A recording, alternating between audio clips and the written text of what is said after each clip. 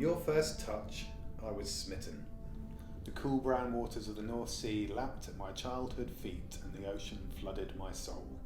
Working as a volunteer teacher in Jamaica, I met the Caribbean. Aquamarine waters of cliché, the aroma of freshly grilled fish and icy red striped beer wreathed in sinuous clouds of burnt herb.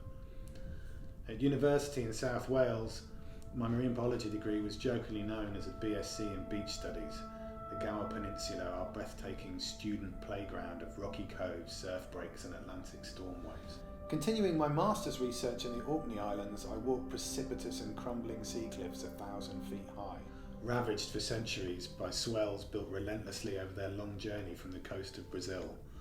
And beneath the cold, dark inlet of Scapa Flow lurked the wrecks of the German High Seas Fleet, scuttled at the end of the first global conflagration of World War I. And beyond the fortress-like faces of the cliffs, Orkney's island hills rolled smooth and green from the sea like the backs of vast submerged leviathans. From that edge of the Arctic's frozen and treacherous ocean, my dissertation took me to New Caledonia, from one Scotland to another, and the warm, tropical, fish-teeming oceans of the Coral Sea. There the reef lagoon is known as La Piscine, the swimming pool, so lush, clear and limpid are its waters. I was privileged to dive in undived tribal sites, brush with tiger sharks, and marvel at a myriad of marine species exploding in colour, form and function in response to evolution's insistent urge. Australia whispered, and whilst trawling for prawns in the Gulf of Carpentaria, beneath the star-peppered Tropic of Capricorn night sky, I had an epiphany. As a fisheries biologist, I was going to spend the rest of my career saying, if you don't stop catching all the fish, there won't be any fish. And the next 2 decades of my life would change forever there and then. The ocean has shifted my perspective. Our blue planet is almost 3/4 ocean, 2/3 of which is more than a kilometre deep.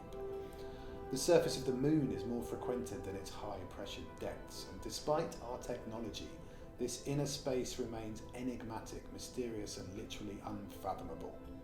From the tiny immortal jellyfish Turritopsis dornii to the elusive but monstrous giant squid Architeuthis dux, while we scour the heavens, alien life already exists right here, right now, in ways that boggle our imaginations.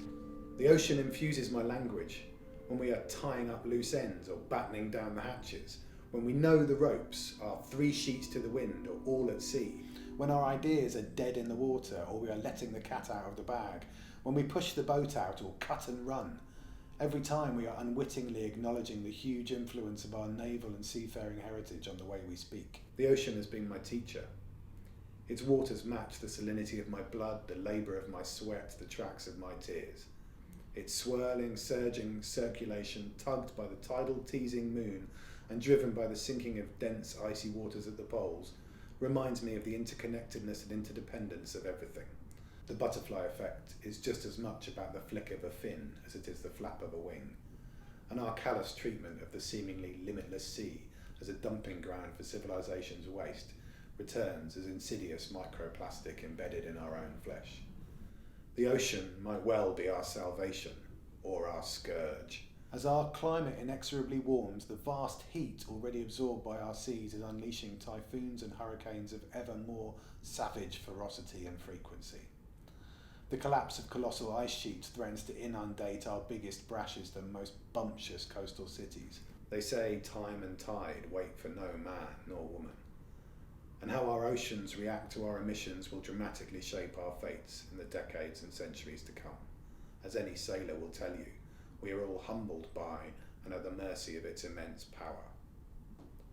The ocean is my inspiration. The dream that lies beyond the far horizon haunts my sleeping hours. The hypnotic drift of its surface's shimmering blue sheen, far more compelling than a flickering blue screen. We are not born into this world, as philosopher Alan Watts said.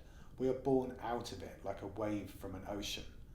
And I can't help feeling, as a surfer in the blue glass cathedral of a breaking roller, if we were more aware of her wonder and strength, we'd have greater clarity of what to do next and how to be in these strange and turbulent times, if we listened a little more attentively, like a conch pressed to our own shell-like ears, to the sea inside.